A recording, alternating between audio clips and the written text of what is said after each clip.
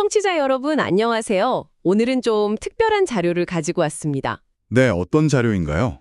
더 행복해지는 교회라고 하는 곳의 2025년 8월 24일 주일 예배 전체 녹취록인데요. 아, 예배 녹취록이요. 흥미롭네요. 네, 그래서 오늘은 이 기록을 보면서 예배라는 게 어떻게 구성되고 또 어떤 메시지를 전달하는지, 특히 결핍이라는 주제를 어떻게 다루는지 좀 깊이 파헤쳐 보려고 합니다. 좋습니다. 단순히 순서만 보는 게 아니라 그 안에 담긴 의미, 특히 설교 메시지에 좀 더 집중해서 이야기 나눠보면 좋겠네요. 결핍이라는 주제가 또 보편적이잖아요. 맞아요. 그럼 바로 시작해 볼까요? 예배 시작 부분을 보면 나는 하나님을 예배하는 예배자입니다. 이런 고백으로 시작하더라고요. 네, 어디서든 예배하겠다는 그런 마음을 표현하는 찬양이 이어지고요. 근데 좀 특이한 게 본격적인 예배 전에 회개기도 시간이 있더라고요. 네, 그 부분이 좀 인상적이었어요. 녹취록 설명해 보니까 죄인은 온전한 예배를 드릴 수 없기 때문에 먼저 회개를 해야 하나님이 받으신다. 이런 내용이 있었죠. 맞아요. 그러니까 예배를 그냥 드리는 게 아니라 하나님과의 관계를 먼저 좀 바로잡고 시작해야 한다? 이런 관점인 것 같아요. 그렇죠. 그냥 의례적인 행위가 아니라 먼저 자신을 돌아보고 정결하게 하는 과정.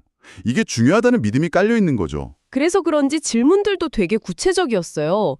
지난주에 감사하며 살았는지, 큐티는 매일 했는지, 겸손했는지 이런 걸 물으면서 회개를 이끌더라고요. 네, 실제 삶이랑 연결시키려는 노력이 보이는 거죠. 그렇게 자신을 좀 돌아본 다음에 하늘 볼 겨루도 없이 이런 찬양을 부르면서 내가 너무 바쁘게 살면서 주님을 잊었구나 하는 그런 연약함을 고백하고 다시 믿음을 구하는 그런 흐름인 것 같아요. 네, 그런 개인적인 상차로의 이제 공동체 소식을 나누는 시간으로 넘어가는데요. 여기도 좀 볼 게 있더라고요. 그렇죠. 주차권 갱신합니다. 이런 실용적인 안내도 있었지만. 네, 그런 것도 있었고, 근데 교회 성장을 위한 계획들이 좀 눈에 띄었어요. 홍보팀장, 또 패밀리라고 부르는 소그룹 연구 담당자, 이런 평신도 리더들을 세우는 모습이 보이더라고요. 평신도 리더 임명. 그건 공동체 성장에 구성원들의 역할이 중요하다. 이렇게 보는 거겠죠? 네, 그런 것 같아요. 특히 외부 전문가 인터뷰를 인용하는 부분이 흥미로웠어요. 목회데이터 연구소의 지용근 소장 인터뷰던데? 네, 봤습니다. 코로나 이후에 성장하는 교회들의 특징을 이야기하면서 소그룹이 활성화되어야 한다. 평신도 사역이 중요하다. 이런 얘기들을 하더라고요. 맞아요. 그리고 또 북극성이라는 표현을 쓰면서 명확한 비전을 공유해야 한다. 이런 말도 있었고요. 네, 그 북극성이라는 게 결국 교회가 나아가야 할 방향, 그 가치를 분명히 하고 다 같이 알아야 한다는 뜻이겠죠. 그리고 퓨처 처치 개념도 나왔잖아요. 미래의 비전이 현재를 결정한다. 이건 좀 어떤 의미로 봐야 할까요? 그건 그러니까 교회가 가고자 하는 그 이상적인 미래 모습 있잖아요. 그 북극성. 그게 현재 우리가 뭘 해야 할지, 어떤 결정을 내릴지를 이끌어야 한다는 좀 능동적인 성장관 같아요. 그냥 현재 상황에 맞춰가는 게 아니라 미래 목표를 먼저 딱 세우고 그걸 따라서 현재 활동을 계획한다? 그렇죠. 바로 그거죠. 교회의 성장을 그냥 숫자가 늘어나는 외형적인 걸로만 보는 게 아니라 비전을 공유하고 구성원들이 적극적으로 참여하는 그런 질적인 성장으로 이해하는 관점인 것 같아요. 그래서 그런지 구체적인 실행 계획들도 막 나오더라고요. 부천 지역의 교회를 알리려고 다른 교회 전도팀 도움도 받고 심지어 출근 시간에 지하철역 앞에서 홍보 아르바이트 쓰는 것까지 생각하고 있다고요. 네, 비전을 그냥 말로만 하는 게 아니라 현실로 만들려는 노력이 엿보이는 부분이죠. 네. 이렇게 공동체 이야기, 성장 이야기를 하다가 설교로 넘어가는데 주제가 확 바뀌더라고요. 아주 개인적인 문제, 결핍으로요. 맞아요. 그 전환이 참 흥미로웠어요. 공동체의 외적인 성장을 고민하다가 확 개인의 내면 깊숙한 곳으로 들어가는 거죠. 설교는 그 사무엘상에 나오는 한나랑 분인나, 이 두 사람 이야기를 가지고 와서 결핍을 다루는 세 가지 방식을 이야기하더라고요. 첫 번째가 안 좋은 방식, 분인나 케이스죠. 네, 분인나는 자녀는 있었는데 남편 사랑을 좀 덜 받는다는 결핍감이 있었던 것 같아요. 그래서 그 결핍 때문에 반대로 남편 사랑은 받는데 자녀가 없는 한나를 막 괴롭혔다는 거죠. 자기 부족함을 채우려고 다른 사람을 공격하는 방식이네요. 그렇죠. 설교에서는 이걸 인간의 그 뿌리 깊은 남 탓하는 본성이랑 연결시키더라고요. 가인이 아벨을 죽인 것처럼. 그럼 방식의 근본적인 문제가 뭘까요? 설교에서 지적하는 건 그렇게 해봤자 결핍이 해결되지 않는다는 거예요. 오히려 관계만 망가지고 나도 남도 다 불행해진다는 거죠. 뭐랄까, 자신의 문제를 정면으로 보지 못하고 밖으로 나쁜 에너지를 쏟아내는 좀 미성숙한 반응으로 보는 것 같아요. 듣고 보니 혹시 나에게도 그런 모습이 있나 돌아보게 되네요. 네, 그렇죠. 그럼 이제 두 번째 방식, 좋은 방식은 뭔가요? 한나의 기도였죠. 맞습니다. 한나는 아이가 없다는 정말 큰 결핍이 있었는데 분인나랑은 완전 달랐어요. 자기를 괴롭히는 분인나랑 싸우거나 남편을 원망하거나 하지 않고 네, 대신에 하나님께 나아갔다는 거죠. 이 문제를 해결해 주실 수 있는 유일한 분, 하나님께 가서 정말 간절히 기도했다. 사무엘상 1장 10절 11절 말씀이죠. 아, 이게 왜 좋은 방식이냐면 관계를 깨트리지 않으면서 문제의 진짜 해결자를 찾아갔기 때문이다. 이렇게 설명하더라고요. 맞아요. 자기 결핍을 사람한테 풀려고 하지 않고 하나님께 직접 가져가서 아뢰는 방식. 그리고 실제로 하나님이 기도를 들으셔서 아들 사무엘을 주셨잖아요. 네, 성경에 그렇게 나와 있죠. 사무엘상 1장 20절에요. 근데 여기서 끝이 아니더라고요. 세 번째 방식, 최상의 방식이 또 있었어요. 네, 맞습니다. 여기가 진짜 이 설교의 하이라이트 같아요. 바로 한나의 헌신. 저들 이 부분이 제일 인상 깊었어요. 아니, 그렇게 간절히 원해서 얻은 아들인데 그 사무엘을 다시 하나님께 바친다는 거잖아요. 그렇죠. 어떻게 보면 스스로 다시 아들 없음이라는 결핍 상태로 돌아가는 것처럼 보이는데 이걸 어떻게 이해해야 할까요? 그러니까요. 왜 그랬을까요? 설교에서는 이걸 한나의 신앙이 성숙했다는 증거로 봐요. 뭐냐면 한나가 아들을 얻는 그 과정을 통해서 단순히 아들을 얻었다는 결과보다 훨씬 더 중요한 걸 얻었다는 거예요. 더 중요한 거요? 그게 뭘까요? 바로 하나님 자신에 대한 깊은 경험과 깨달음이라는 거죠.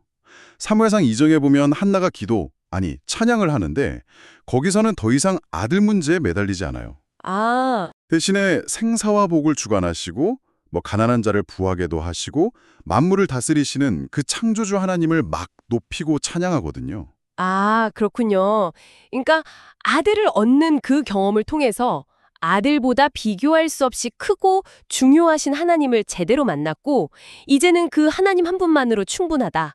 이걸 깨달았다는 거군요. 네, 바로 그 지점이에요. 이제 한나에게 중요한 건 아들이 있냐 없냐 이 문제가 아니라 하나님과의 관계 그 자체가 된 거죠. 와, 그래서 그 소중한 아들 사무엘을 나의 만족을 위한 대상으로 붙잡는 게 아니라 하나님을 위한 존재로 기꺼이 드릴 수 있었다는 해석이에요. 이게 바로 설교자가 말하는 헌신이고 결핍을 다루는 최상의 방식이라는 거죠. 여기서 진짜 중요한 통찰은 진정한 만족이라는 게 결핍을 채우는 것 자체에 있는 게 아니라 그 결핍을 주관하시는 하나님과의 관계에 있다는 거네요. 그렇죠. 그리고 그 결과가 또 놀랍잖아요. 하나님이 한나의 그 헌신을 받으시고 한나가 구하지도 않았던 아들 셋에 딸 둘을 더 주셨다고. 네, 사무엘상 2장 21절이에요. 설교자는 이걸 또 마태복음 6장 33절 말씀이랑 연결하더라고요. 먼저 그의 나라와 그의 의를 구하라. 그리하면 이 모든 것을 너희에게 더하시리라. 네, 딱 그 말씀이죠. 그러니까 달라고 구하는 기도를 넘어서서 하나님께 드리는 헌신이 오히려 역설적으로 더 큰 풍요로 이어질 수 있다는 그런 신앙의 원리를 보여주는 사례로 제시하는 거예요. 여기서 더하신다는 게 단순히 물질적인 것뿐 아니라 하나님과의 더 깊은 관계, 영적인 충만함 이런 걸 의미한다고 볼 수 있겠네요. 맞습니다. 하나님이 주신 선물, 예를 들면 여기서는 아들이죠. 그 선물에 집착하기보다 선물을 주시는 하나님 그 자체를 더 사랑하고 신뢰하는 단계로 나아가는 것. 그리고 설교 마지막에는 결국 자신의 생명까지 내어주신 예수님의 십자가 헌신이야말로 그 최고의 모범이다. 이렇게 마무리하고요. 정말 깊은 내용이네요. 이 설교 내용을 들으면서 청취자 여러분은 어떤 생각 드셨는지 궁금해요. 지금 여러분이 느끼는 삶의 결핍은 혹시 뭔가요? 그리고 그 결핍 앞에서 나는 주로 어떻게 반응해 왔나 한번 돌아보게 되네요. 네, 혹시 분익나처럼 자꾸 상황이나 다른 사람 탓하면서 힘들어하고 계신 건 아닌지, 아니면 한나처럼 하나님께 간절히 기도하면서 응답을 기다리는 단계에 계신 건지. 어쩌면 그 결핍 때문에 얻게 된 어떤 깨달음이나 성장 같은 것까지도 하나님을 위해 기꺼이 내어놓는 그런 헌신의 가능성도 생각해 볼 수 있을까요? 하나님이 주시는 선물에 대한 갈망을 넘어서서 하나님 자신과의 관계에 더 깊이 집중하는 삶, 그게 어떤 모습일지 이 설교가 우리에게 질문을 던져주는 것 같습니다. 네, 오늘 이렇게 더 행복해지는 교회 주일 예배 녹취록을 통해서 예배의 의미, 또 공동체의 성장 고민, 그리고 결핍이라는 아주 보편적인 문제를 신앙 안에서 어떻게 풀어가는지 살펴봤는데요. 네, 회개를 통해 먼저 관계를 회복하려는 모습, 또 공동체의 비전을 공유하고 실천하려는 노력, 그리고 결핍을 대하는 그 세 가지 방식, 남탓, 기도, 그리고 헌신으로 이어지는 신앙 여정. 이게 참 인상 깊었습니다. 특히 그 구하는 기도에서 드리는 헌신으로 나아가는 한나의 모습이요. 이게 결핍을 바라보는 우리 시각을 좀 새롭게 해주는 것 같아요. 단순히 부족함을 메우는 걸 넘어서서 그 과정 속에서 하나님을 더 깊이 알아가고 또 가장 소중한 것마저 내어드릴 때 오는 어떤 예상치 못한 풍성함. 이 이야기는 정말 우리 각자 삶에 적용해 볼 만한 깊은 울림을 주는 것 같습니다. 그렇죠. 결핍을 해결하는 방법이 단순히 채우는 것에만 있는 게 아니라 오히려 드리는 것, 헌신하는 것을 통해서 더 근본적인 만족과 하나님과의 깊은 관계로 나아갈 수 있다는 그런 역설적인 진리를 보여주는 것 같아요. 마지막으로 청취자 여러분께 이런 질문 한번 드려보고 싶네요. 오늘 나눈 이야기처럼 여러분 삶에서 어떤 결핍 때문에 하나님께 간절히 뭔가를 구하는 것을 좀 넘어서서요. 오히려 그 결핍의 자리에서 내가 하나님을 위해 드릴 수 있는 건 뭘까? 한번 생각해 보시면 어떨까요? 네. 한나 이야기처럼 어쩌면 그런 드림, 그 헌신이 우리가 전혀 예상하지 못했던 방식으로 우리의 결핍을 새롭게 보게 하고 또 우리 삶을 더욱 풍성하게 만드는 그런 열쇠가 될 수도 있지 않을까요? 이 질문을 잠시 마음에 품어보는 한 주가 되시면 좋겠습니다.